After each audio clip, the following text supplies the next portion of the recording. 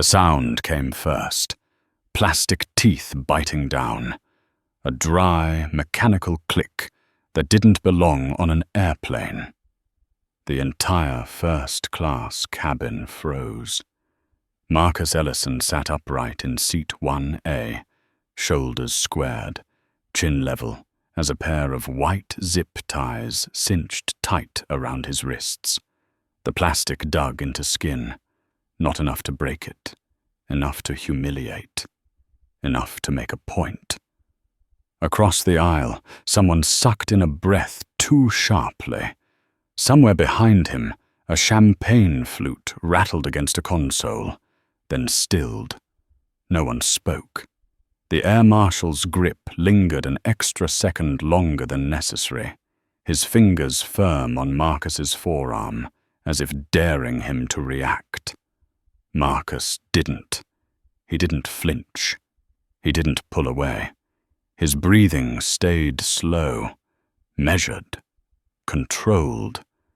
The kind of breathing that comes from years of discipline, not fear. Victoria Hale watched from seat 1B with her legs crossed and her spine straight, lips pressed into a thin, satisfied line. 55 years old, impeccably dressed, cream blazer, pearl earrings, sunglasses still on, even though the cabin lights were dim and soft.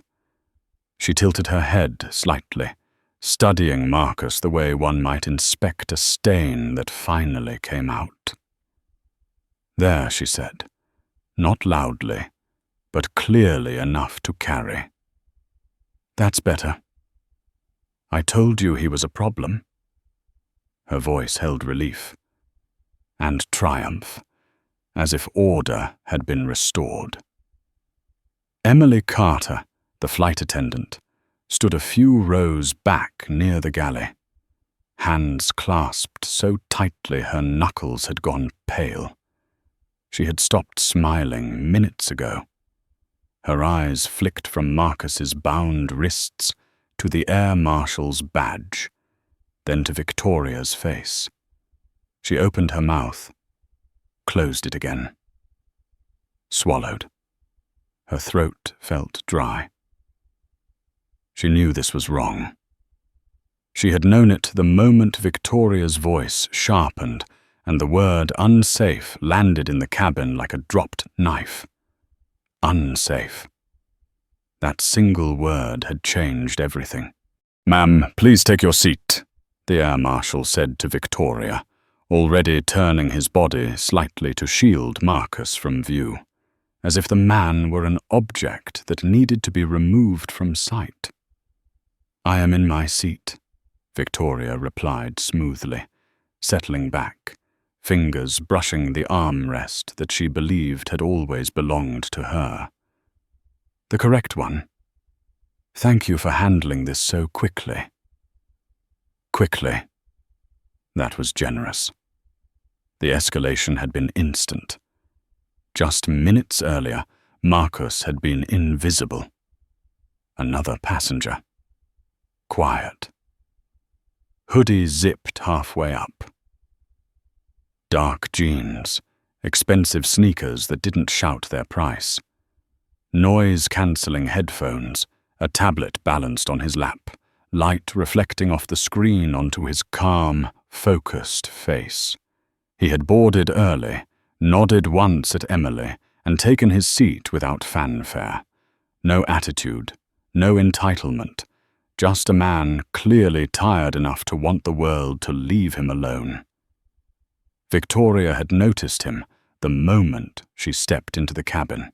She had stopped short at the threshold, her heel clicking sharply against the floor, eyes locking onto the front row. Someone was already there, in her seat, or what she considered her seat. In her world, patterns mattered more than facts. She always sat there. Always. Window. 1A. The lighting was better. The view cleaner. The control absolute. Her gaze had traveled over Marcus in a single, dismissive sweep. Hoodie, sneakers, dark skin. Her jaw tightened. "Excuse me," she had said, voice edged with impatience. "You're in my seat." Marcus had looked up slowly, pulling one ear cup down. His eyes were dark, steady, unbothered. "I don't think so," he said. Calm. Low. "This is 1A. Victoria's smile had been thin then, sharp, the kind that doesn't reach the eyes. "I fly this route twice a month," she replied. "I know where I sit. You need to move. Economy is in the back." A few heads had turned. A man in a vest, 2 rows back, paused mid-sip. An older woman near the aisle leaned slightly to see better. The cabin hadn't gone quiet yet. Not then. But something had shifted. A tension, subtle and electric. Marcus had shown his boarding pass, hadn't raised his voice, hadn't argued. "I'm assigned 1A, he said. "You might be in 1D. Victoria hadn't even looked at the screen. She had looked at his face instead. Measured it, judged it, dismissed it. "I don't do middle seats," she snapped, "and I don't feel comfortable with you sitting here." That was when Emily stepped in. Soft voice, professional, nervous. She had checked the manifest twice. Her finger trembled as it scrolled. "Ms. Hale," she had said, carefully. "There was an equipment change this morning. Your seat is 1D. This gentleman is correctly seated." Victoria's eyes had hardened. "I don't feel safe," she said again, louder this time. And the word worked. It always did. Unsafe. The cabin had gone still after that. Not quiet. Still, like a held breath. The air marshal had appeared within moments, summoned by a call button pressed with shaking fingers. Ryan Cole, late 30s, broad shoulders, tired eyes. He had taken in the scene in a glance. A distressed white woman in designer clothes. A large black man in a hoodie who hadn't moved when told. Phones already out. The story had written itself in his head before anyone spoke. "Sir, I need you to stand up," he had said. Marcus had looked at him evenly. "I haven't done anything wrong." That was the moment everything tipped. Now, with his wrists bound and his seat surrendered, Marcus stared straight ahead. The window beside him showed nothing but the dull grey of the jet bridge wall. His jaw tightened, just slightly. Not in anger, in restraint. Emily's eyes burned. She felt the heat behind them, the sting of tears she refused to let fall. She thought of her training manuals, de-escalation, verification, fairness. None of it seemed to matter when fear wore expensive perfume and spoke with confidence. Victoria reached for the champagne glass waiting at her console, fingers steady now. "Honestly," she muttered, "you never know who they let on these days." The words hung there.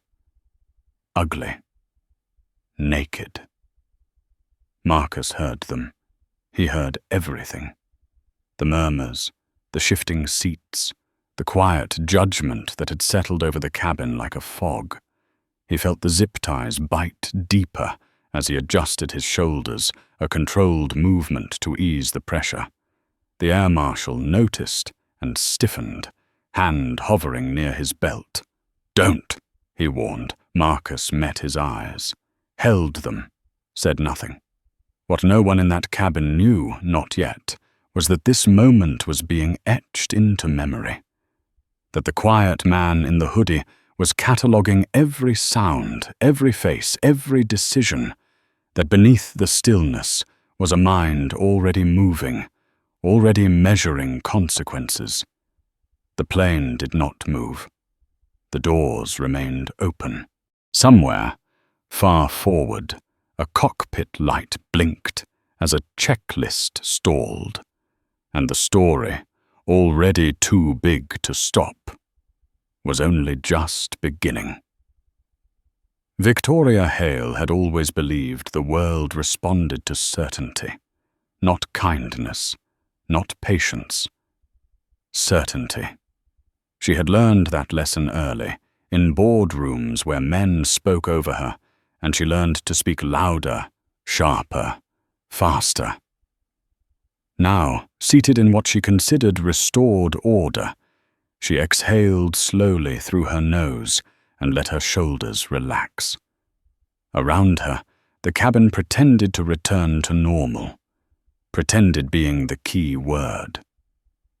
Marcus felt it immediately. The false calm. The way people shifted in their seats without looking at him. The way their eyes flicked, then darted away. He stared forward, wrists burning faintly as the zip ties pressed into flesh, already stiff from exhaustion. 14 hours in an operating room will do that to a body. 14 hours, standing under white lights, hands deep in a chest cavity, heart stopped, restarted, coaxed back into rhythm. He had left the hospital with the smell of antiseptic still clinging to him, scrubbed his hands raw, and driven straight to the airport, because time, like blood, does not wait. Ryan Cole stood guard at the aisle, posture rigid now, his jaw clenched. Something about this didn't sit right, and he hated that feeling. He hated when doubt crept in after the decision was already made. Training told him to neutralize threats quickly. The situation was under control. He told himself that again, silently, like a prayer. Under control. "Sir," he said, lowering his voice, leaning slightly toward Marcus. "Once we reach the gate, you'll be escorted off the aircraft." Marcus didn't turn his head. "On what charge?" he asked quietly. Ryan hesitated. The pause was brief, but it was there. "Interfering with crew duties," he said, "and causing a disturbance." A disturbance. Marcus almost smiled. Almost. Emily Carter stood frozen near the galley, watching the exchange. Her heart pounded so hard, she could feel it in her ears. She replayed the last 10 minutes in her mind, again and again, as if there might be a version where she spoke sooner, louder, braver. She had seen Marcus's boarding pass. She had verified the seat. She had done her job. And still, this was the outcome. Her gaze drifted to Victoria, who was now scrolling through her phone, fingers flying, already narrating a version of events to someone on the other end. Emily caught fragments of words. Unsafe. Aggressive. "Thank God you weren't there." She felt her stomach twist. Victoria glanced up, noticing Emily's stare. Their eyes met. Victoria's expression didn't soften. It sharpened. A warning. "Don't challenge me." Emily looked away. The delay was becoming noticeable now. A ripple of irritation moved through the cabin. A man in the second row leaned into the aisle. "Are we going or not?" he muttered. "I've got a connection." "Ladies and gentlemen," Emily began, her voice unsteady but clear. "Thank you for your patience. We'll be underway shortly." She didn't believe it. In the cockpit, Captain Daniel Whitmore checked his watch for the third time. He frowned. The departure slot was closing fast. He had flown long enough to know when something was wrong, and the stillness of the aircraft pressed against him like a warning. He reached for the interphone. "What's holding us?" he asked. Static, then a reply. Too quick, too rehearsed. "Minor issue in first class, Captain." "Being handled." Daniel's brow furrowed. Minor issues did not stop planes from pushing back. He unbuckled his harness. "I'm coming back." Back in the cabin, Marcus shifted his shoulders again, slow and deliberate. The movement sent a spike of pain through his wrists. He ignored it. Pain was familiar. Pain was manageable. What unsettled him was the quiet certainty in Victoria's posture, the ease with which she had turned him into a problem to be removed. Victoria ended her call and slipped her phone into her bag. She smoothed her blazer, then reached for the champagne glass again. Her hand trembled, just slightly, and she was irritated by it. She had done nothing wrong. She had followed procedure. She had spoken up. If people like her didn't, chaos would take over. She had worked too hard to share space with unpredictability. She glanced at Marcus again, this time with a flicker of something else. Not fear, curiosity. Who was he really to sit so still under scrutiny? Most men would have protested by now, raised their voices, made a scene. His silence unsettled her more than anger would have. "Why won't you just admit you were in the wrong seat?" she said suddenly, her voice cutting through the cabin. This could have been so simple. Marcus turned his head then, slowly. He met her eyes fully for the first time since the zip ties closed. His gaze was steady, unblinking. "It was simple," he said. "You made it complicated." A few passengers shifted. Someone coughed. Ryan stiffened. "That's enough," he said. Marcus looked away again, but the words lingered. Victoria felt heat rise in her chest. How dare he speak to her like that? Even now. From behind, a man's voice spoke up. "For what it's worth," he said, measured, annoyed. "I watched the whole thing. He didn't do anything." Victoria snapped her head around. "Excuse me." The man shrugged. "You were yelling." He wasn't. "Stay out of this," she snapped back. "You don't know what he's capable of." Marcus closed his eyes briefly. Just for a second. He imagined the operating room, the steady beep of a monitor, the weight of responsibility that had nothing to do with ego or fear. Lives measured in seconds. He opened his eyes again. The sound of footsteps approached from the front. Firm. Purposeful. Conversations died mid-sentence. Heads turned. The cockpit door swung open, and Captain Daniel Whitmore stepped into the aisle. He took in the scene in a single sweep. The zip ties, the air marshal, the woman seated comfortably, the young flight attendant standing rigid with panic written across her face. And then his eyes landed on Marcus. Daniel stopped walking. The color drained from his face so fast it was as if someone had pulled a switch. His mouth opened slightly, closed.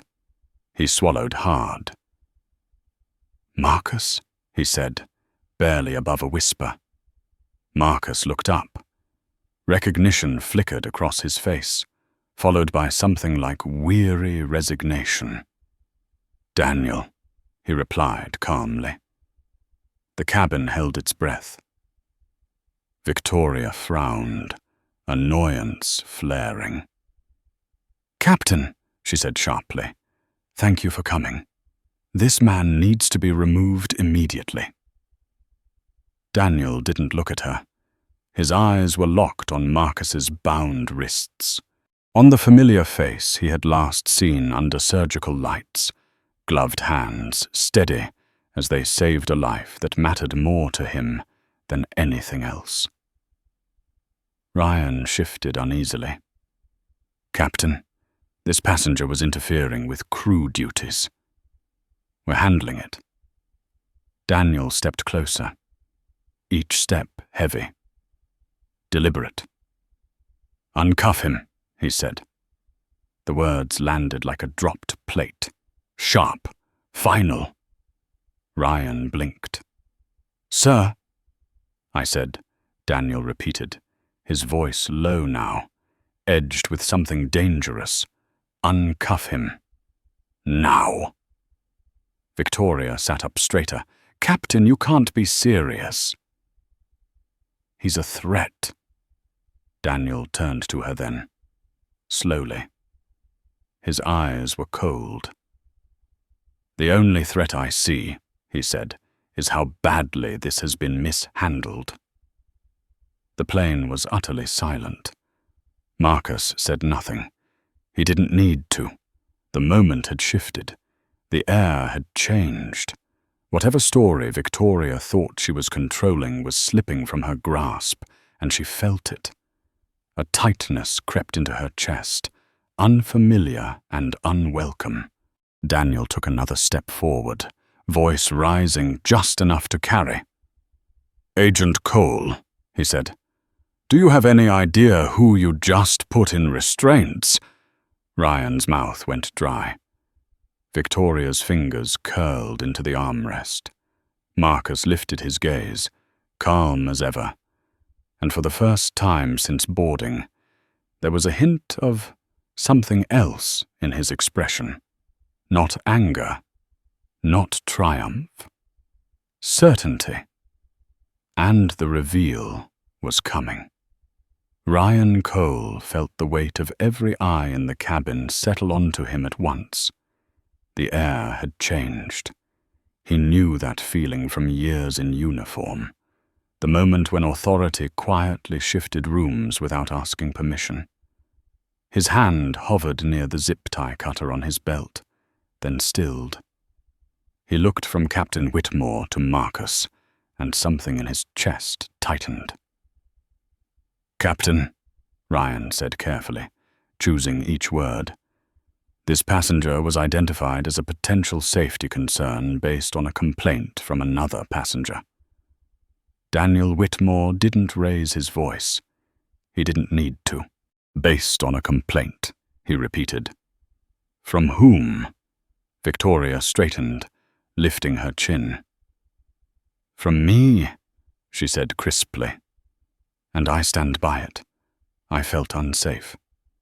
Daniel's gaze flicked to her, then away, dismissive. "You felt uncomfortable," he said. "Those are not the same thing." A low murmur rippled through the cabin.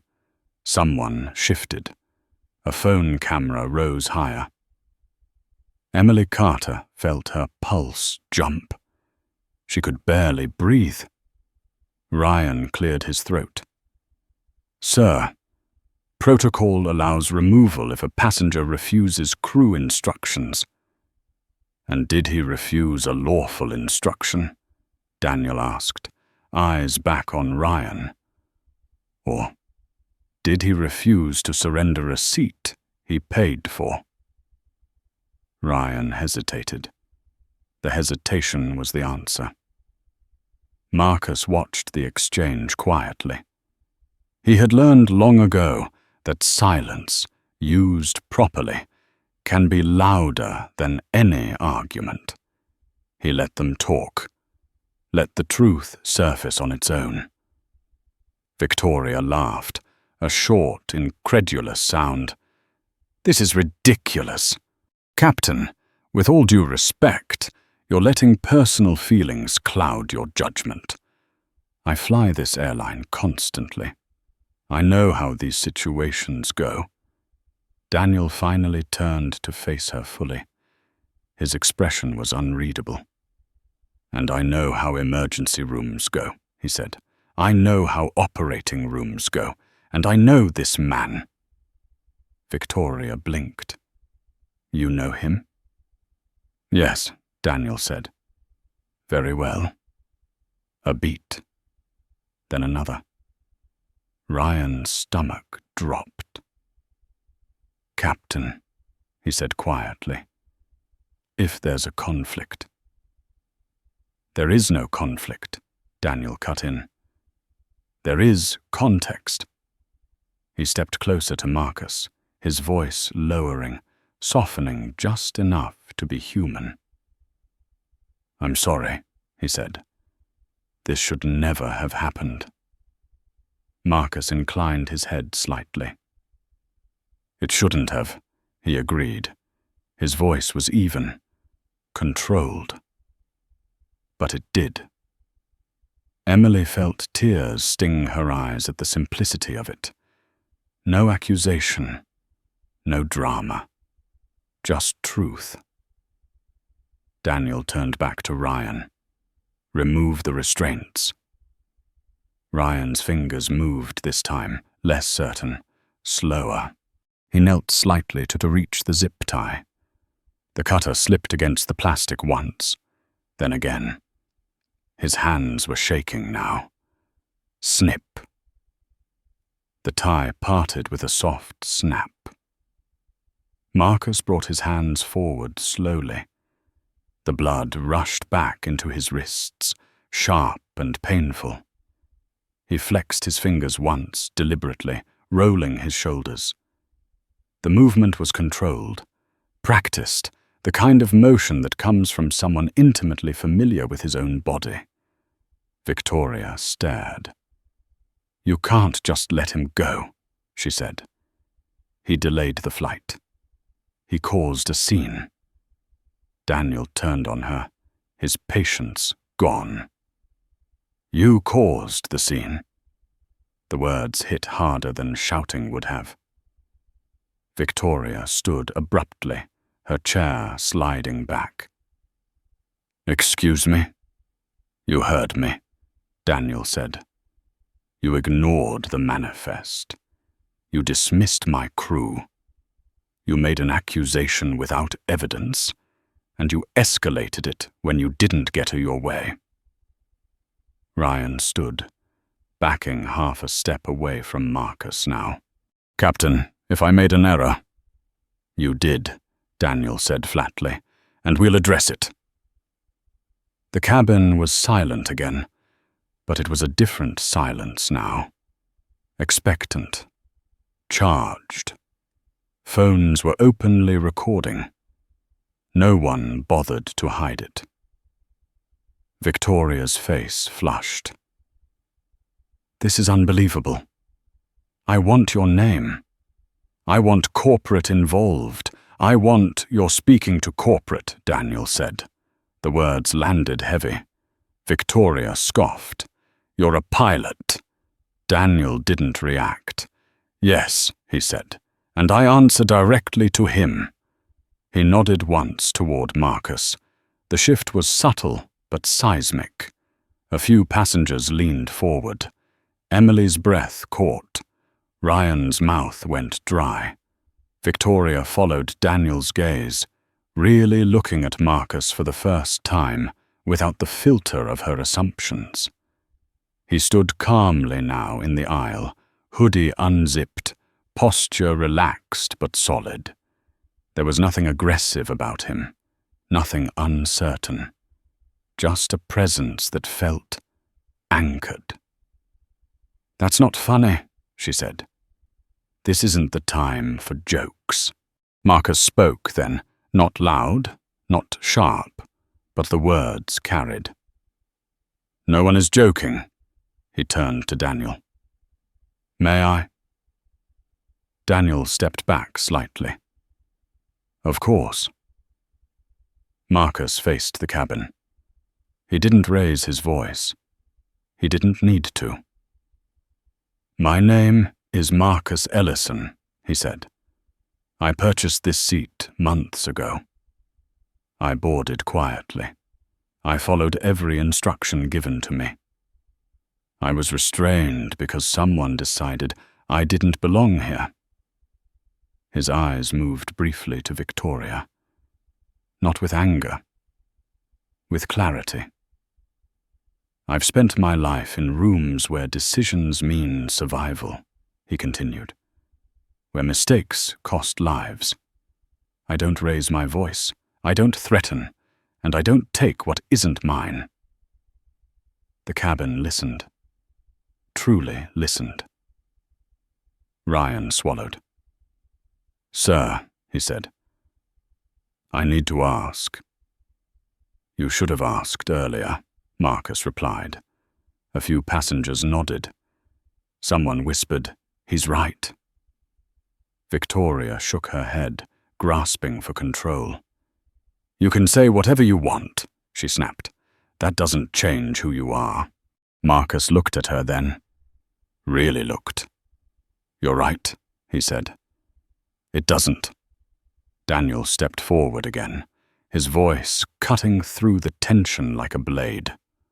"What it changes," he said, "is what happens next." He turned to the cabin. "Ladies and gentlemen, I apologize for the delay. We are addressing a serious procedural failure." Then back to Victoria. "Ms. Hale, you are being reseated immediately." Her mouth fell open. "What?" "You heard me. I will not move," she said, voice rising. "I paid for this seat." "So did he," Daniel said. She laughed, brittle now. "This is discrimination. Reverse discrimination. I will sue." Marcus exhaled slowly. "Please," he said, almost gently. "Don't make this worse." The plea only infuriated her. "Don't tell me what to do," she snapped. "You have no idea who you're dealing with." Marcus met her gaze. "I do," he said. "And that's why I'm asking." Daniel's patience snapped. "Ms. Hale," he said, "this aircraft does not depart until you comply." Ryan shifted his weight, did his arse all. "Captain," he murmured. "Should I call ground security?" Daniel didn't hesitate. "If she refuses, yes." Victoria's confidence wavered. Just a fraction. She looked around the cabin, seeking support, finding none. The faces watching her now were not impressed. They were wary. Some were angry. "This is outrageous," she said, voice trembling now. "I'm a loyal customer. I have status," Marcus spoke quietly. "Status doesn't equal truth." Daniel nodded. "And it doesn't equal immunity." The silence stretched. Finally, Victoria grabbed her bag, movements sharp and angry. "Fine," she said, "but this isn't over." "No," Marcus agreed. "It isn't." As she moved toward the aisle, Daniel turned to Ryan. "Agent Cole," he said, "you will disembark with her." Ryan stiffened. "Sir, you're relieved of duty on this flight." The words hit like a punch. Ryan nodded slowly, the reality crashing down. "Understood." Victoria froze. "What do you mean, he's coming with me?" Daniel's eyes were steel. "I mean, the situation you created has consequences." Marcus watched her then, the way a surgeon watches a monitor after a long operation. Calm, assessing. He knew this moment wasn't the end, it was the hinge. As Victoria stepped into the aisle, the truth finally surfaced in her expression. Not anger, not outrage. Fear. Because she was starting to understand that the man she tried to erase did not need to announce his power. He was about to demonstrate it. Victoria Hale didn't walk down the aisle. She marched, each step sharp, deliberate, heels striking the floor like punctuation marks she still believed she controlled. Her jaw was set, lips pressed tight, eyes forward. Ryan Cole followed half a step behind, no longer imposing, no longer certain. The balance had flipped and everyone could feel it. Phones tracked them openly now. No shame, no hesitation. The story had chosen its direction. Marcus remained standing near seat 1A, hands free now, wrists marked with angry red impressions that were already darkening. He rolled them once more, slowly, testing sensation. Pain flared, then faded. He barely noticed. His attention was elsewhere. Emily Carter watched Victoria pass, close enough to smell her perfume. Heavy, floral, the same scent that had filled the cabin when the first accusation was made. Emily straightened as Victoria's shoulder brushed past her. For a split second, their eyes met. Victoria's held contempt. Emily's held something new. Resolve. Behind them, Daniel Whitmore raised a hand. "Ladies and gentlemen," he said, voice steady, carrying easily through the cabin. "Please remain seated. This will be resolved on the ground." No one moved. The jet bridge door stood open, a rectangle of grey light cutting into the cabin. Ground noise filtered in faintly. A distant engine. A radio crackle. The real world waiting. Victoria stopped just short of the threshold. She turned back, scanning the cabin like a general reassessing a battlefield. "You're all witnesses," she said sharply. "Remember that." A man near the window shook his head. "We will." Her nostrils flared. She stepped forward. Ryan paused at the door, then turned back toward Daniel. "Captain," he said quietly, almost pleading, "I acted on a complaint.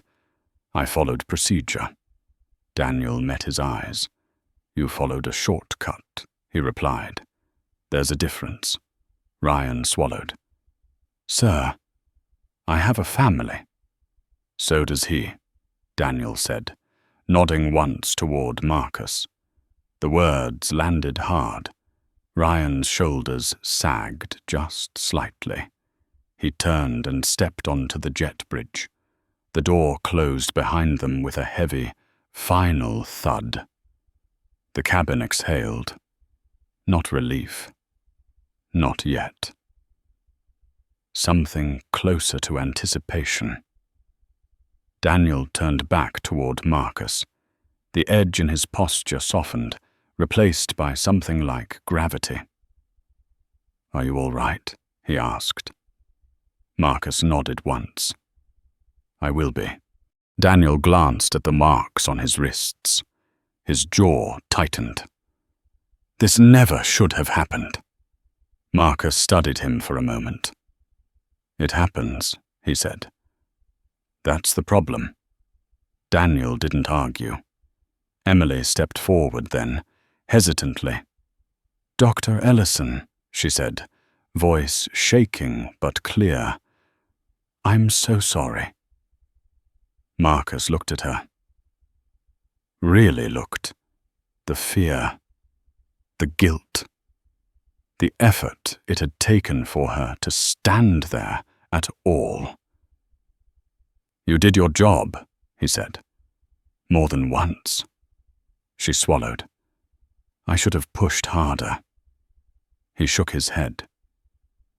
"You pushed as much as you could in the moment you were given.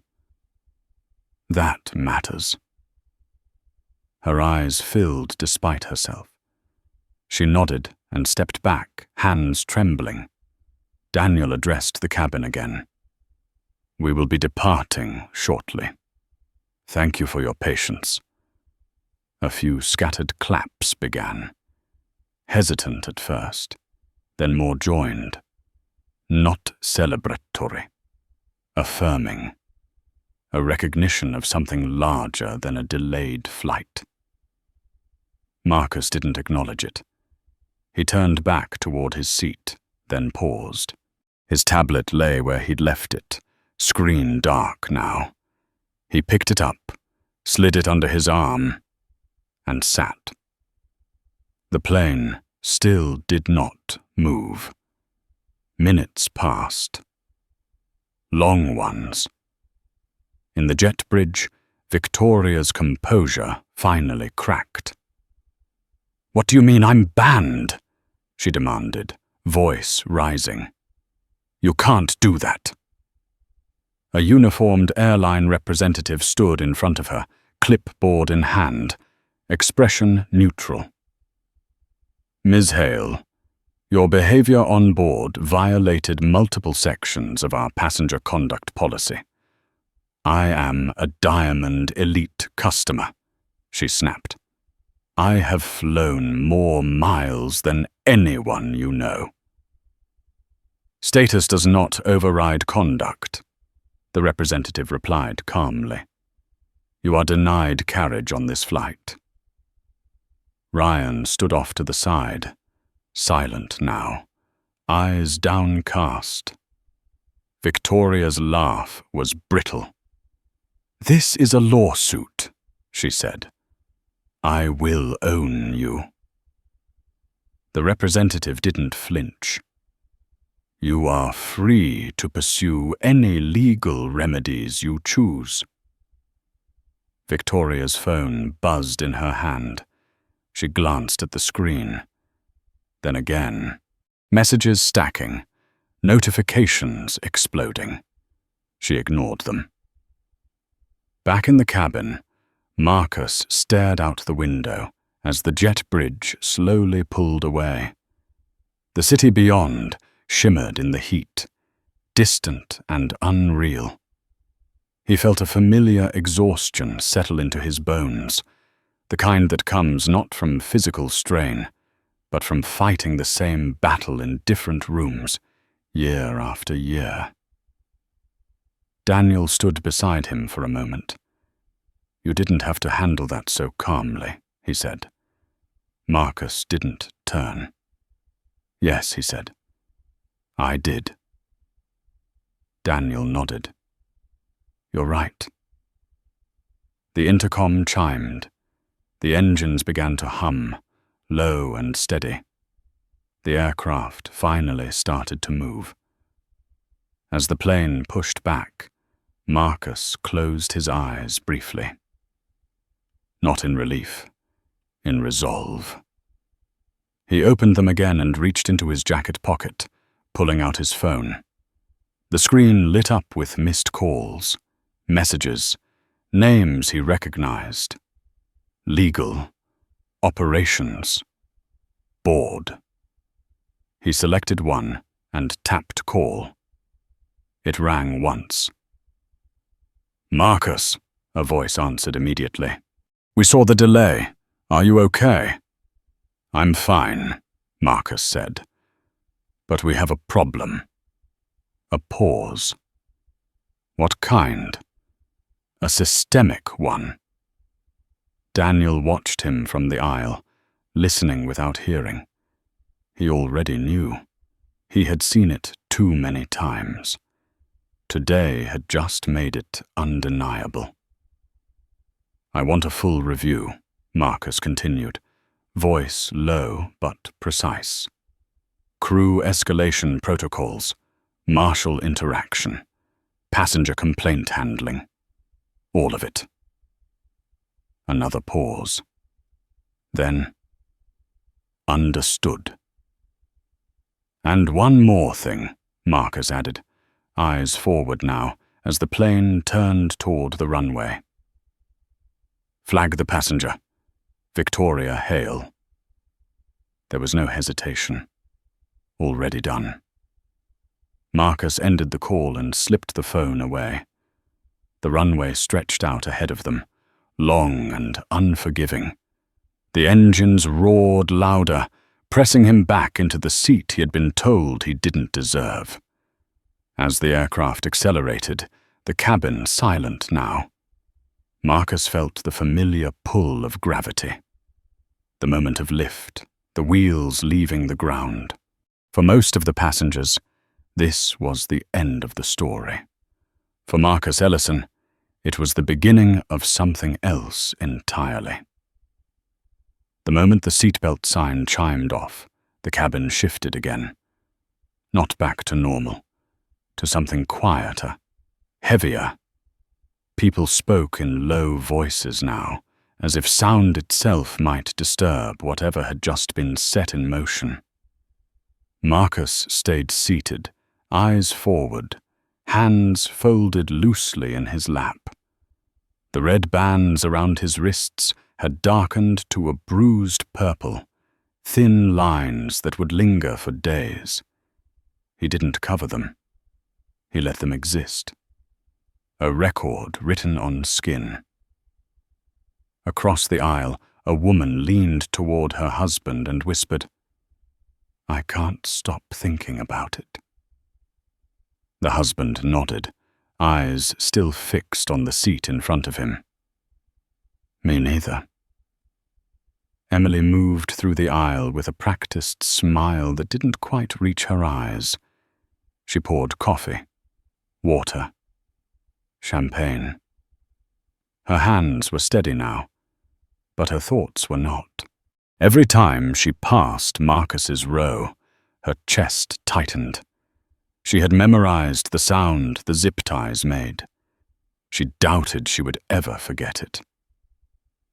Daniel Whitmore remained in the cockpit longer than usual, running through checklists that no longer required his full attention. His mind kept drifting back. The look on Marcus's face, the moment of recognition, the ease with which everything could have gone so much worse. He had been flying for over 30 years. He had seen emergencies, fires, medical crises, near misses. None of them unsettled him like the certainty with which a wrong decision had been made behind him, quietly, confidently, by people who believed they were right. At cruising altitude, Marcus finally reached for his tablet. The screen flickered on, revealing lines of text he didn't read. His reflection stared back at him instead, faint and distorted. A man who had learned, long ago, that control was not about dominance. It was about preparation. His phone vibrated once. Then again, he ignored it. 2 rows back, the man who had spoken up earlier leaned into the aisle, voice cautious. "Sir," he said, addressing Marcus directly now, "I just want to say, you handled that with a lot of class." Marcus turned slightly. "Thank you," he said. "Nothing more." The man nodded, satisfied, and leaned back. He did not try to ask who Marcus was. He didn't need to anymore. Somewhere over the Atlantic, the first video surfaced. It was grainy, shaky, shot from an awkward angle between seat backs. But the sound was clear. Victoria's voice. Sharp, insistent, unsafe. The camera caught Marcus's profile as the air marshal stepped in, the plastic cuffs visible for a split second before the frame jerked away. Within minutes, the clip spread. By the time the flight attendants began preparing the cabin for meal service, Marcus's name was already trending, though most of the posts didn't know it yet. The captions varied. Wrong man. First class nightmare. This could have been anyone. On the ground, Victoria Hale sat in a quiet office near the gate, arms crossed, foot tapping against the floor. Her phone buzzed incessantly now.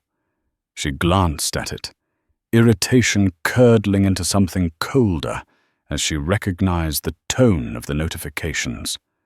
Not sympathy, not support. Outrage.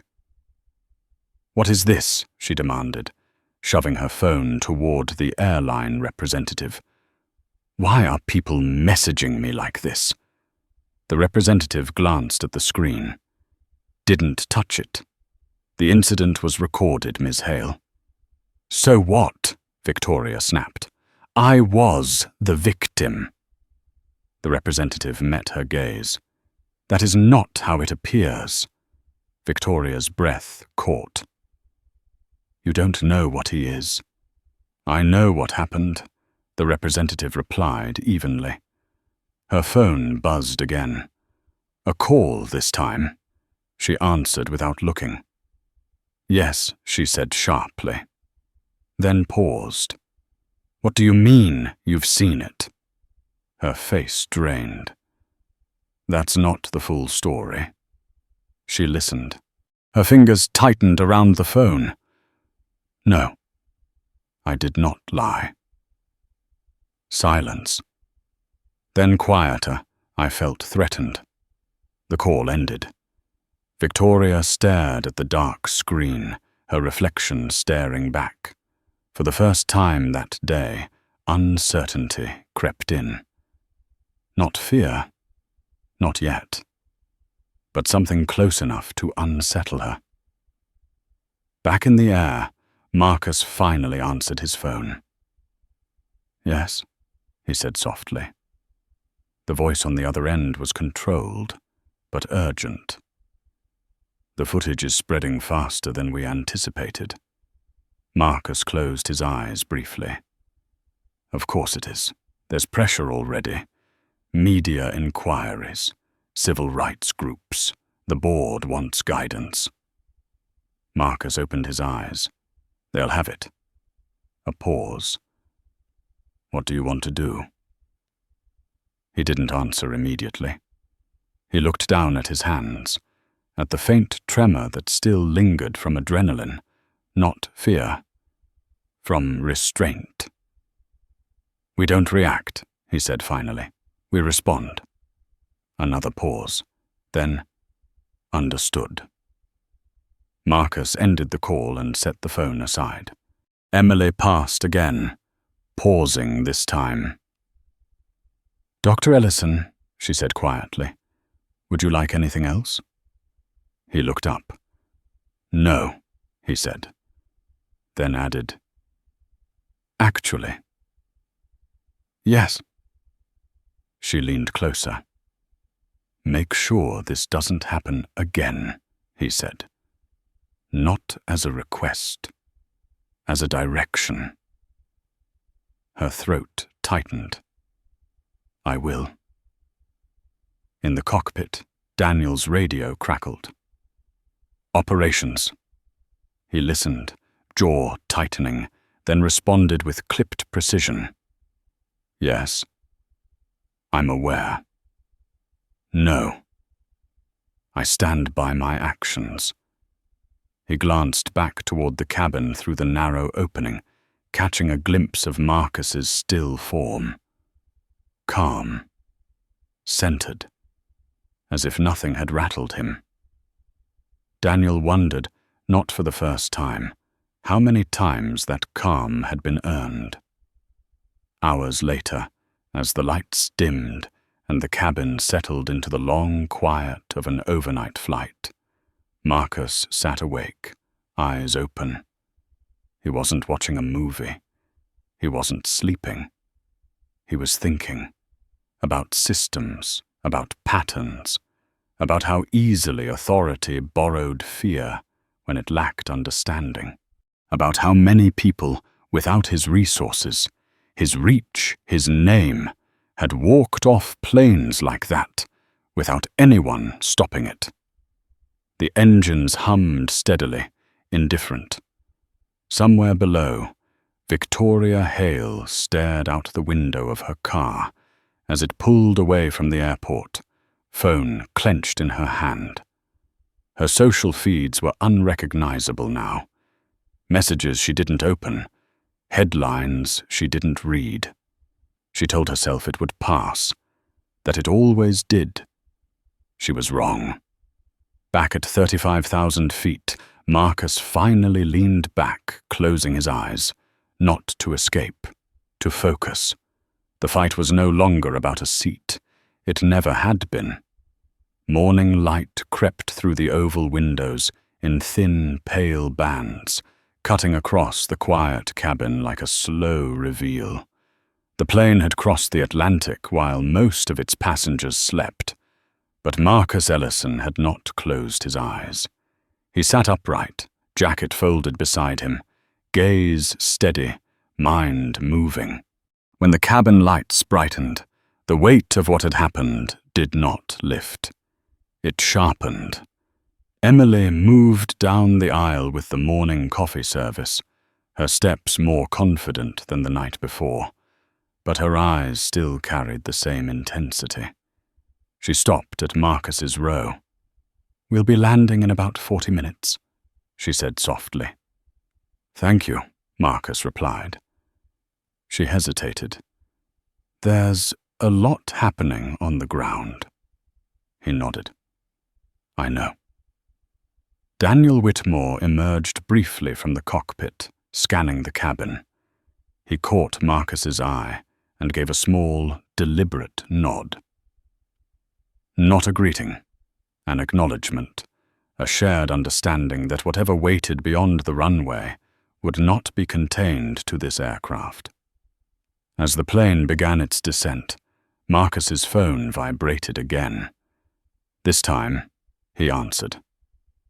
"The video crossed 50 million views overnight," the voice said. "Multiple angles now. Audio is clear."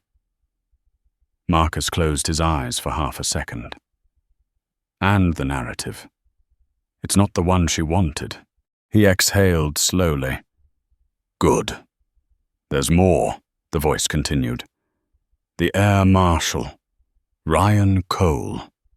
His badge number is everywhere. His record is being pulled."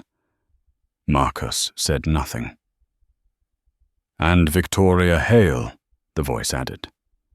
"Her employer released a statement this morning. They're placing her on administrative leave pending review." Marcus opened his eyes. Outside the window, the coastline came into view, grey and sharp against the water.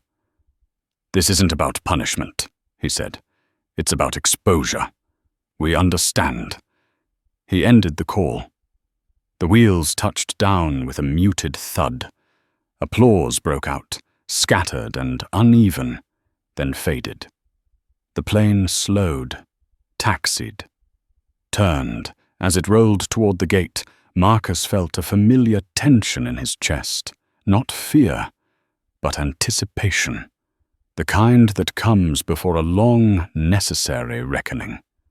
When the door opened, the aisle filled quickly. Passengers stood, gathering bags, murmuring. Some glanced at Marcus. Others avoided his gaze entirely. A few nodded. One woman touched his arm gently as she passed. "Thank you," she whispered. "For what?" he asked quietly. "For standing," she said, then moved on. Marcus waited until the cabin cleared. He always did. Daniel stood at the door now, greeting passengers as they disembarked. When Marcus approached, Daniel stepped aside. "They're waiting," he said under his breath. Marcus nodded. "I expected all that." Beyond the jet bridge, the scene was controlled but unmistakable. 2 airline executives, a legal counsel, airport security, standing at a respectful distance. Cameras held back by staff, but present. Always present. A man in a dark suit stepped forward. "Dr. Ellison," he said. "Thank you for your patience." Marcus met his gaze. "Let's talk." They moved into a glass-walled conference room overlooking the terminal. Planes moved beyond the windows, indifferent to human drama. Coffee sat untouched on the table. The executive cleared his throat. "We want to begin by apologizing." Marcus held up a hand.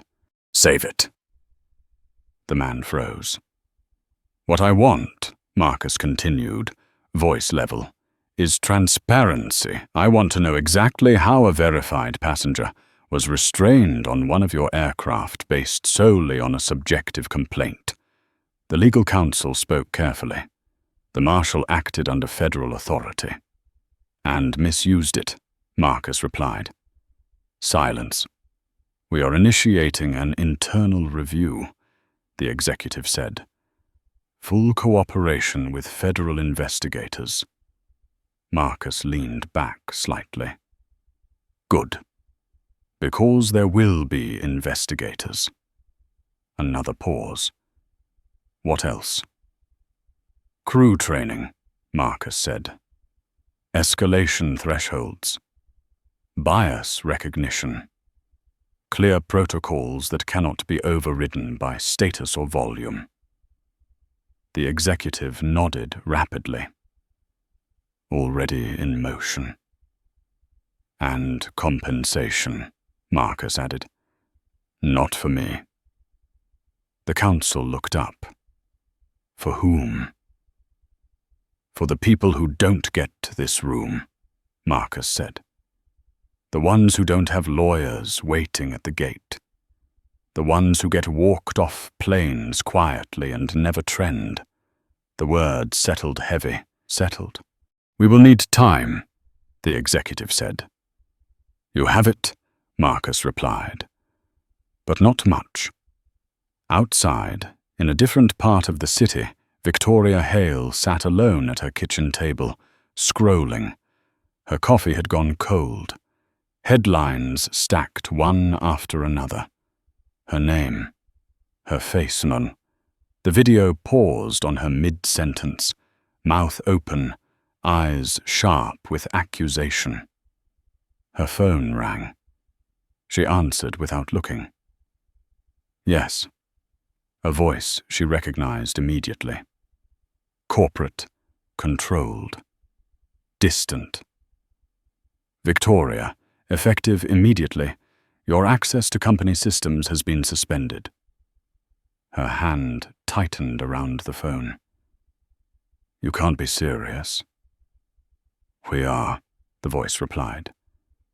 "This behavior has placed the company at significant risk. I was protecting myself." "You were recorded." Silence.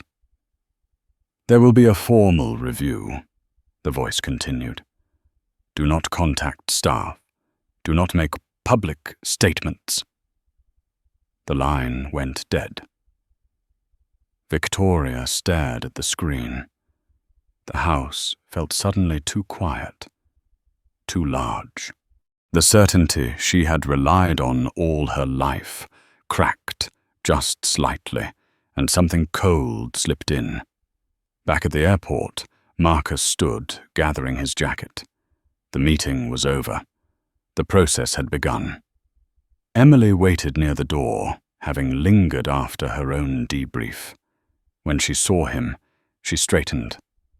Dr. Ellison, she said, I just wanted to say thank you. Again. He smiled faintly. What happens next matters more. She nodded. I know. As Marcus walked through the terminal, cameras tracked him, but he did not look at them.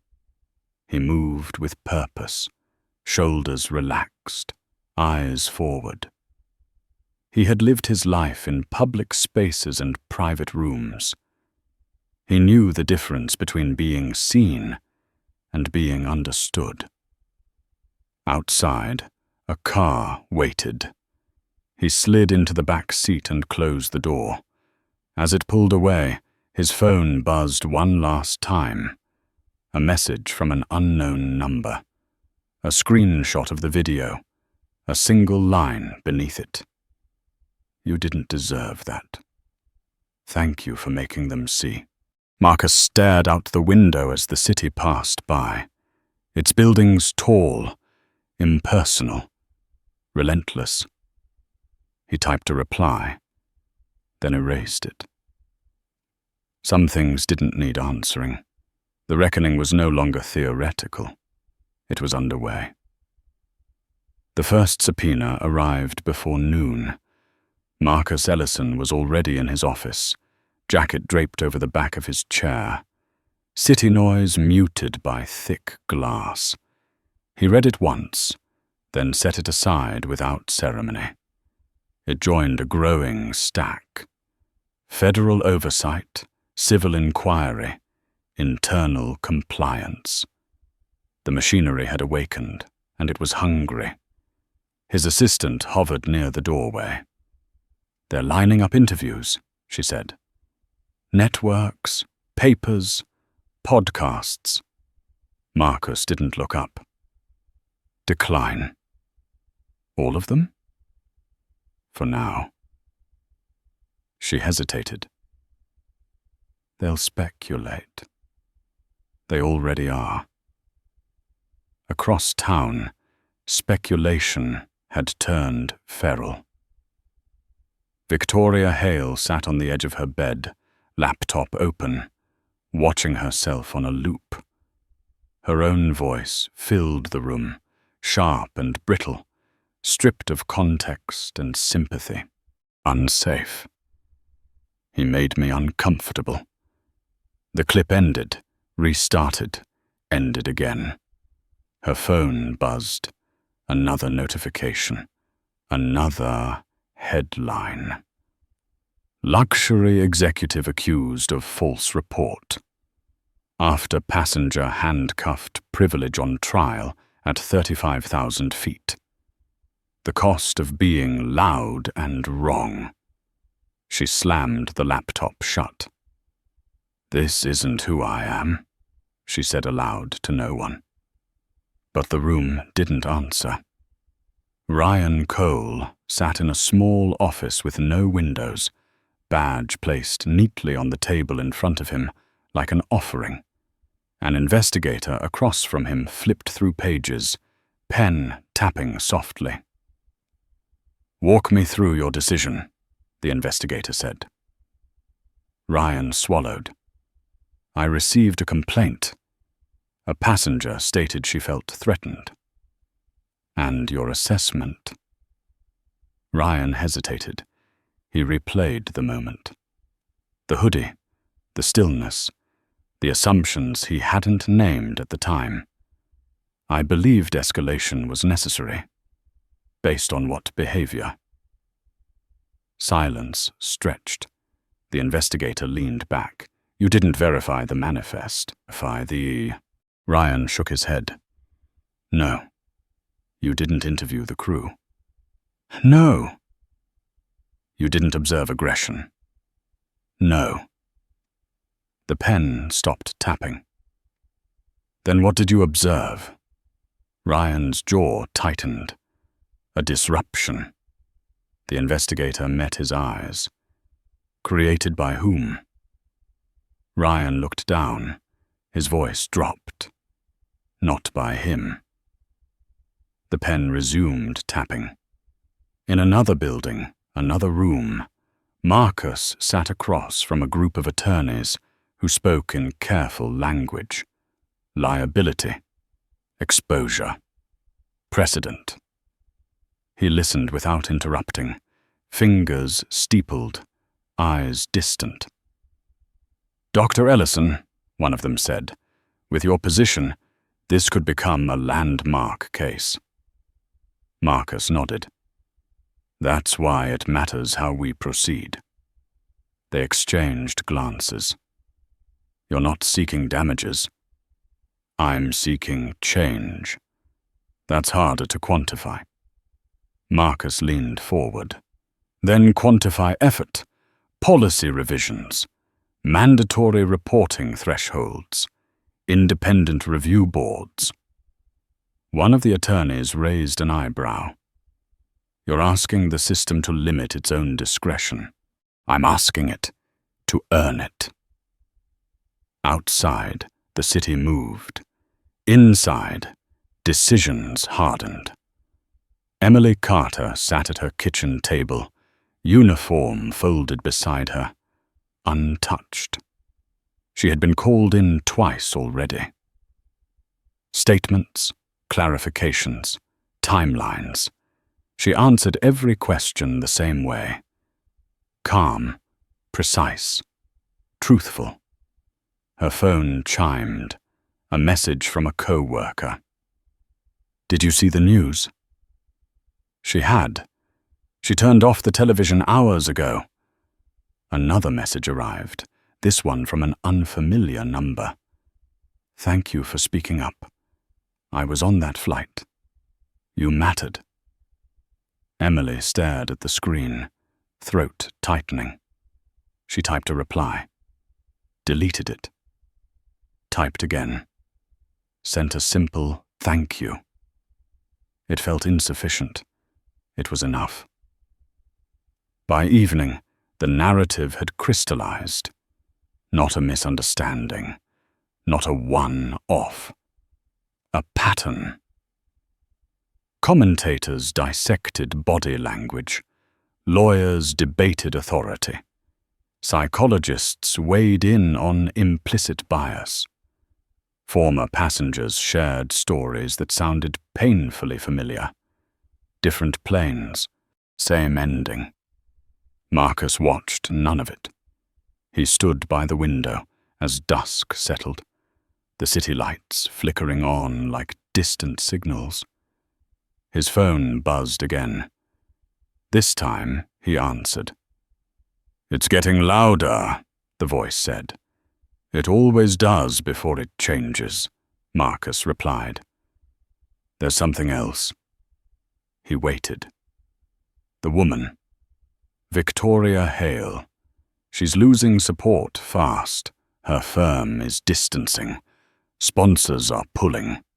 Marcus closed his eyes briefly. This isn't about her downfall. "I know," the voice said.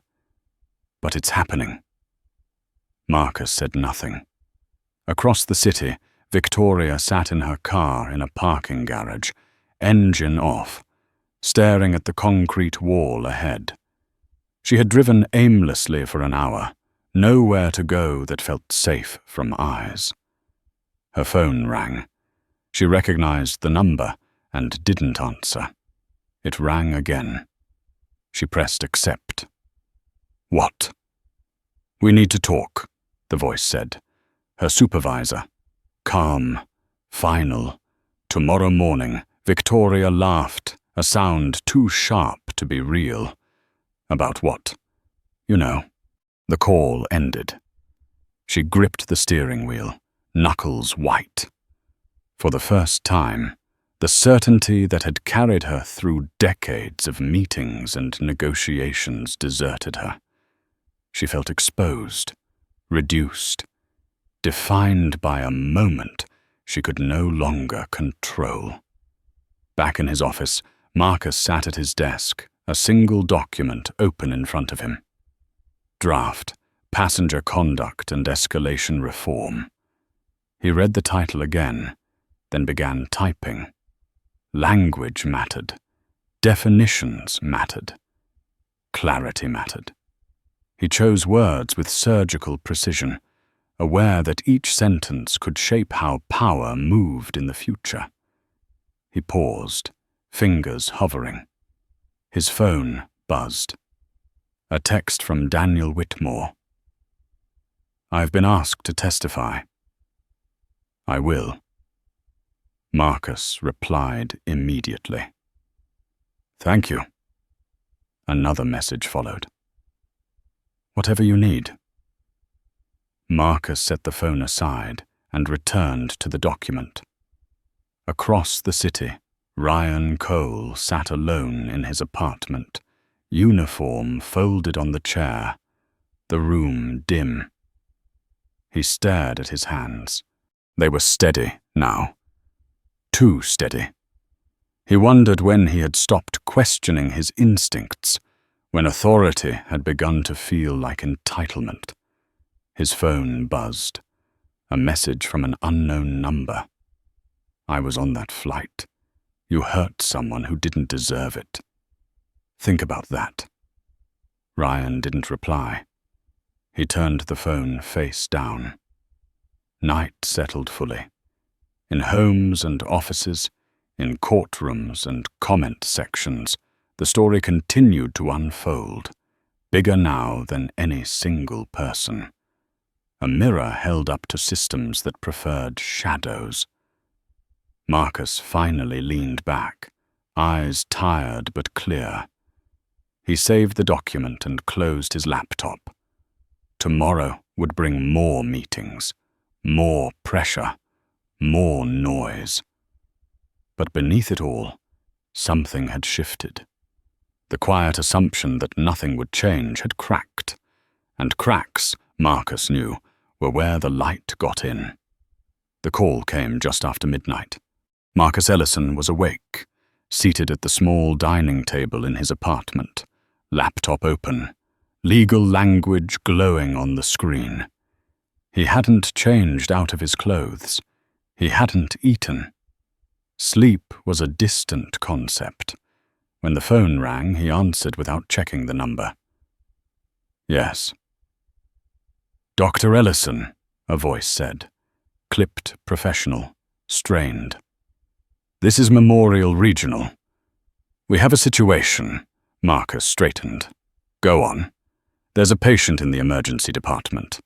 Female, early 50s, acute chest pain, hypotensive, neurological changes. CT just came back. Type A aortic dissection." Marcus closed his eyes for a fraction of a second. "Is your on-call team available?" A pause. "Primary surgeon is in another case. Backup is out of state. We were told you're in the city." Marcus was already standing. "Prep the OR. I'll be there in 15 minutes. He ended the call and reached for his jacket. As he did, the name on the chart surfaced in his mind before the voice said it out loud. "Patient name," the physician added quickly, as if afraid the line would go dead. "Victoria Hale." The room went still. Marcus didn't react outwardly. No sharp breath. No pause. He slipped his phone into his pocket and walked toward the door. Movements precise, economical. Training took over where emotion might have intruded. Outside, the city was quiet, the kind of quiet that only exists after midnight. Streetlights reflected off wet pavement. His car started on the first turn. As he drove, his mind shifted fully into clinical mode. Anatomy, risk, time. At the hospital, the doors slid open and swallowed him into fluorescent light and motion. A nurse met him at the elevator, already talking. "Blood pressure is crashing." She coded once in the bay. "We got her back. Dissection is propagating toward the arch." Marcus nodded. "Cooling protocol, being initiated. Blood products, on standby." They moved fast. The elevator doors closed. The ascent felt too slow. In the trauma bay, Victoria Hale lay on the gurney, skin pale, hair matted with sweat. Her eyes were half open, but unfocused, breath shallow and uneven. She looked smaller than Marcus remembered, less armored, less certain. He didn't stop. He didn't hesitate. He didn't look away. "Or 4, he said. "Now." The team moved. In the scrub room, water ran hot over his hands as he washed, methodical, relentless. The sounds of the hospital blurred into a low hum. He stared at his reflection in the stainless steel surface, eyes steady, expression unreadable.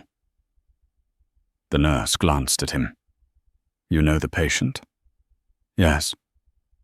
"Is that a problem?" Marcus shut off the water with his elbow. "No." He dried his hands, donned gloves, stepped through the doors. The operating room was cold, bright, unforgiving. Monitors beeped in uneven rhythms. Victoria was draped, her chest prepped, the line of her body reduced to landmarks and numbers. She was no longer a woman who had accused him, no longer a symbol of anything. She was a failing system, a tear in a vessel that did not care about morality. "Scalpel," Marcus said. The hours blurred, time fractured into moments measured by blood loss and heart rate. The dissection was worse than the scan had suggested. Tissue fragile, the margin for error non-existent.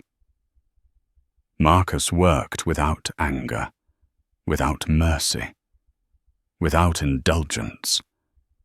His hands moved with absolute control, stitching, clamping, guiding the team through maneuvers that demanded total trust. At one point, the heart stopped completely. Silence filled the room. Marcus didn't flinch. "Circulatory arrest," he ordered. "Proceed." They cooled her, drained blood, worked in a window where life balanced on a blade's edge. 9 hours later, exhausted and soaked, Marcus stepped back. "We're coming off bypass," the monitor responded, a rhythm. Weak at first, then stronger. "Pressure stabilizing," a voice said. Marcus exhaled, slow and controlled. Close. When it was over, when the room finally fell quiet, he removed his gloves and stood still, staring at the patient. Alive. For now. Outside the OR, he pulled off his mask and leaned briefly against the wall. The weight of the night settled into his bones. A nurse approached cautiously. She made it. He nodded. She did.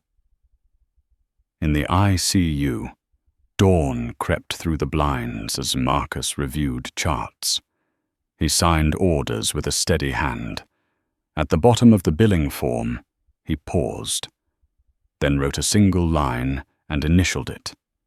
Fee waved. He stepped out into the hallway, just as Victoria began to stir. She woke slowly, confusion etched into her face. Tubes, machines, pain radiating from her chest like fire.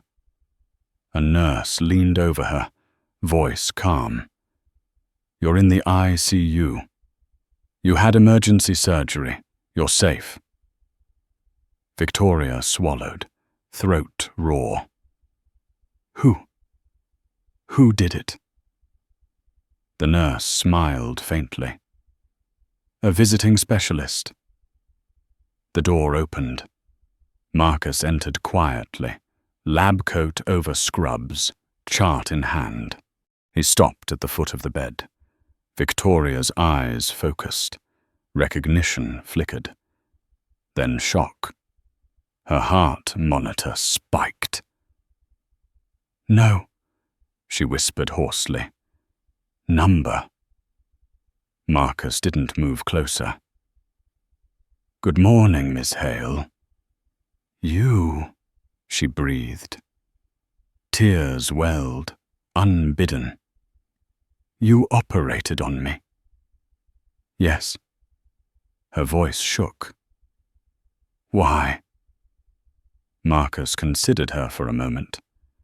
The woman in the bed bore little resemblance to the one on the plane, stripped of certainty, of status, of defense. "I did my job," he said simply. She began to cry. Not quietly, not gracefully. The sound filled the room, raw and broken. "I'm sorry," she said between sobs. "I didn't know. I didn't understand." Marcus watched her, expression unchanged. "Understanding usually comes too late," he said. "That's why systems matter." She looked at him through tears. "I tried to destroy you. You tried to erase me," he corrected. Silence settled. "I won't forget this," she whispered. Marcus closed the chart. "You shouldn't." He turned to leave. "Wait," she said, panic rising. "The bill. I don't have insurance anymore. I can't afford this." He stopped. Didn't turn around. "The surgery is covered," he said. "Consider it settled." Her breath hitched. "Why would you do that?" Marcus paused, then spoke without looking back. "Because I don't want you to think you paid for your life." The door closed behind him. Outside, the morning was fully awake. Marcus walked through the hospital, past nurses and patients and families who had no idea what had transpired overnight. He stepped into the sunlight, eyes tired but clear. The story was no longer about a flight. It had become something else entirely. Victoria Hale learned the sound of her own heart in the weeks that followed. It was no longer abstract, no longer a metaphor. It was mechanical now, audible in the quiet moments of the ICU, a steady rhythm amplified by machines and memory. Every beat carried weight. Every pause felt earned. The first days passed in a haze of pain medication and fragmented awareness. Tubes were removed. Monitors silenced one by one.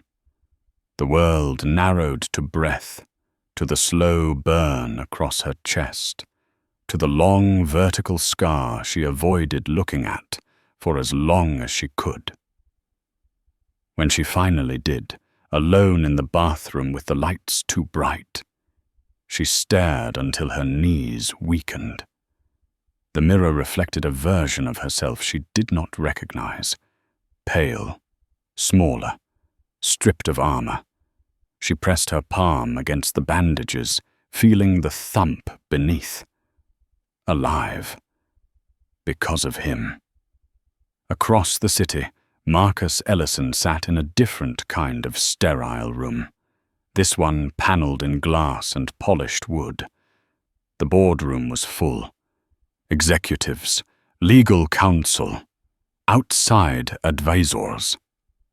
A screen at the far end displayed a single title: Passenger Conduct and Escalation Reform. He stood, hands resting lightly on the table, posture relaxed but unyielding. He spoke without notes. "This is not about optics," he said. "More cool. It's about architecture." He clicked to the next slide.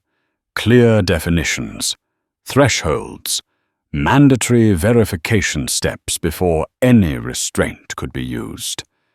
Independent oversight when federal authority intersected with civilian complaints.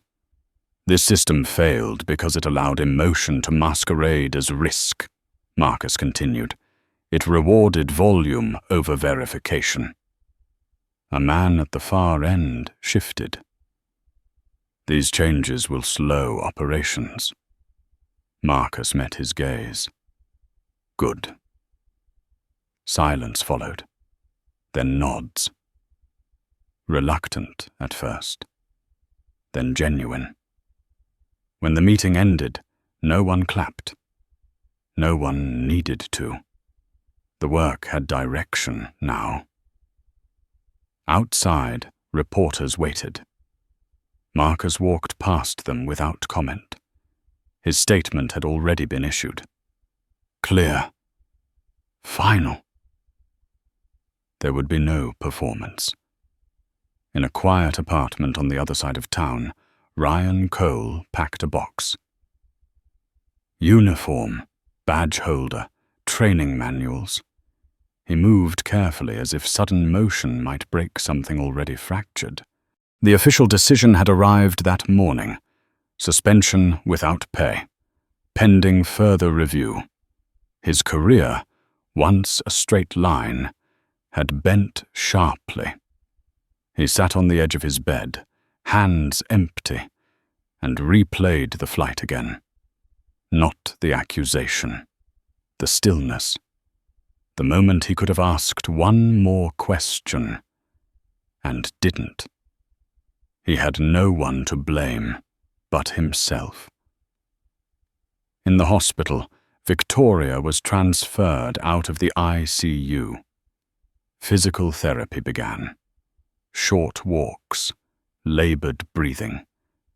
Each step a reminder of fragility she had never allowed herself to consider. On the fourth day, a nurse handed her a tablet. "You should probably see this," she said gently. Victoria hesitated, then nodded. The screen filled with headlines, analysis, commentary. Her face, frozen mid-expression, framed by words she could not outrun. She shut the tablet off. "I did this," she said quietly. The nurse did not contradict her. Later that afternoon, a representative from her company visited. He stood at the foot of her bed, expression professional, distant. "Your position has been terminated," he said. "Effective immediately." Victoria closed her eyes. "I expected that." He cleared his throat. "We wish you a full recovery." When he left, the room felt cavernous. That night, unable to sleep, Victoria stared at the ceiling and listened to the heart monitor's steady cadence. She thought about the plane, the seat, the certainty she had worn like a shield, how easily it had cracked. She thought about Marcus Ellison, the way he had looked at her, not with anger, but with something far worse. Clarity. In his office, Marcus read through another draft of the policy document, redlining phrases, refining language. He paused when his phone buzzed. A message from the hospital administrator. "She's stable. She asked about you." Marcus stared at the screen for a long moment, then typed a response. "I'm glad she's stable.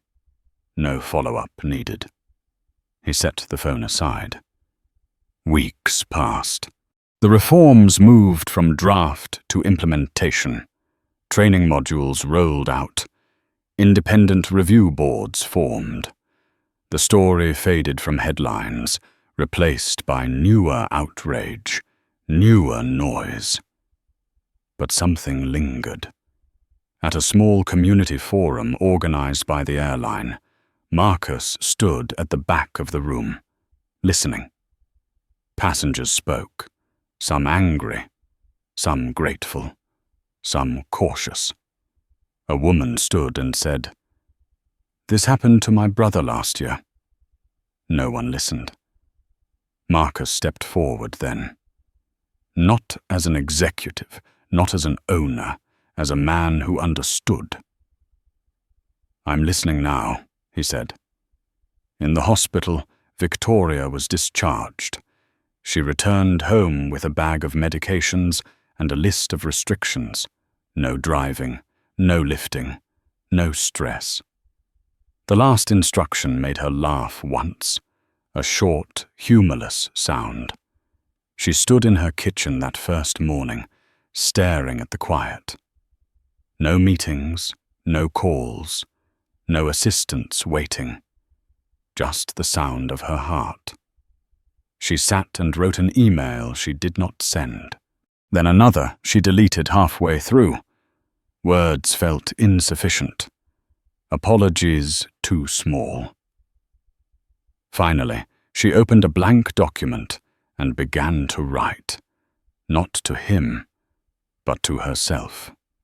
About fear, about power, about the cost of certainty unexamined. She didn't know if redemption was possible. She knew only that forgetting was not. On a late afternoon, Marcus walked through a park near his apartment, autumn beginning to edge the leaves. Children laughed nearby. Life, indifferent and persistent, moved on. His phone buzzed. A single message from an unfamiliar address. "I don't expect forgiveness. I don't deserve it. But I'm alive because of you. I will carry that truth for the rest of my life." Marcus read it once. Then again. He did not reply.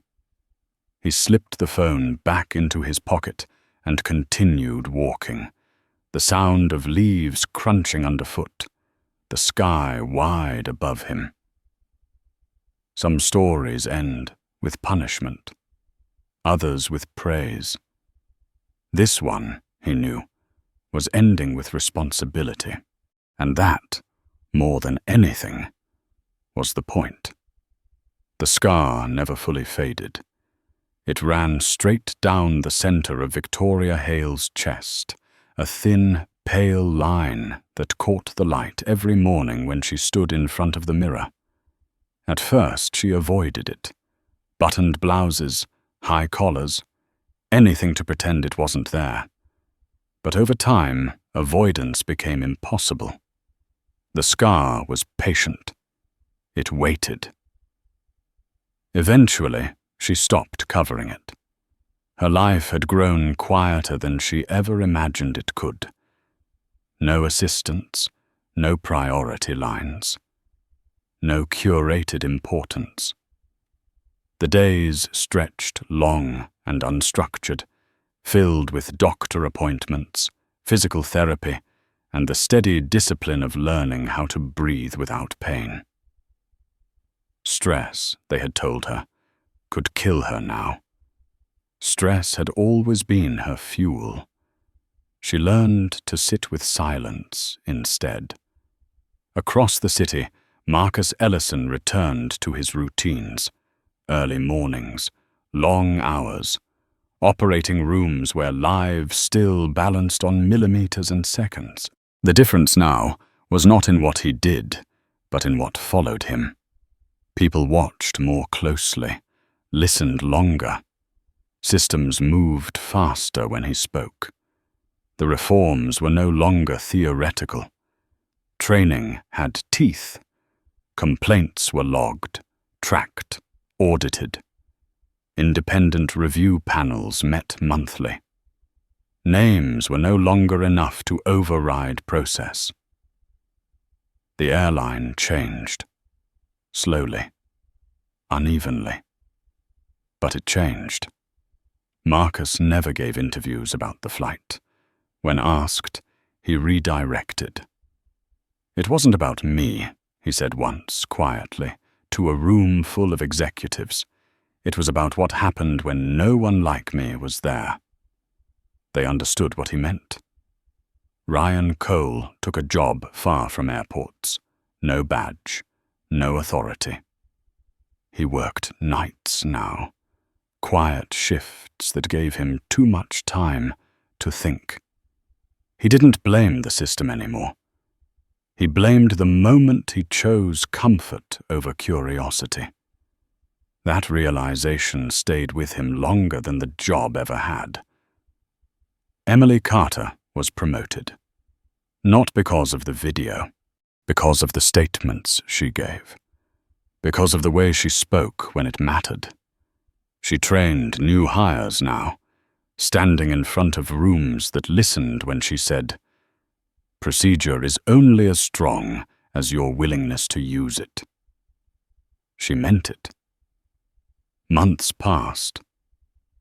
One afternoon, Marcus stood at a lectern in a medical auditorium, finishing a talk on precision under pressure. He paused at the end, hands resting lightly on the wood. "Skill matters," he said, "but character decides what you do when no one is watching." The room was silent. That evening, Victoria Hale attended a community meeting at a library she had never noticed before. Folding chairs, fluorescent lights, a circle of strangers sharing stories.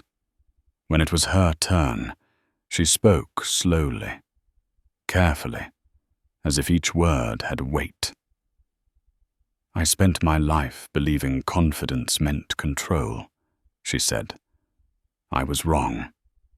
No one applauded. They didn't need to." She went home afterward and cooked a simple meal. She ate alone.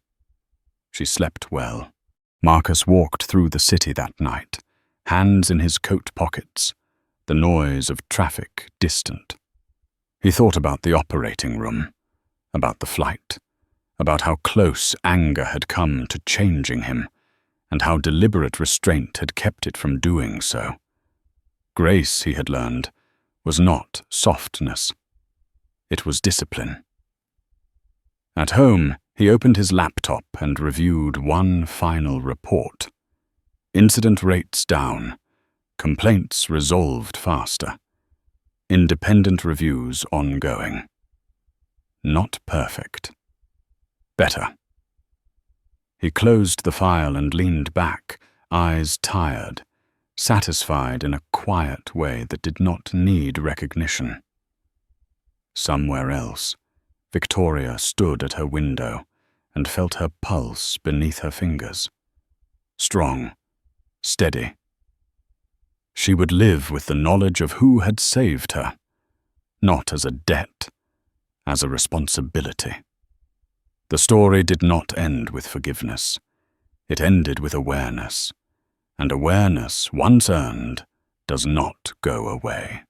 If this story stayed with you, if it made you pause or see something differently, take a moment to like this video and subscribe to the channel so you don't miss the next one. Share your thoughts in the comments and write these 3 words. Choose better always.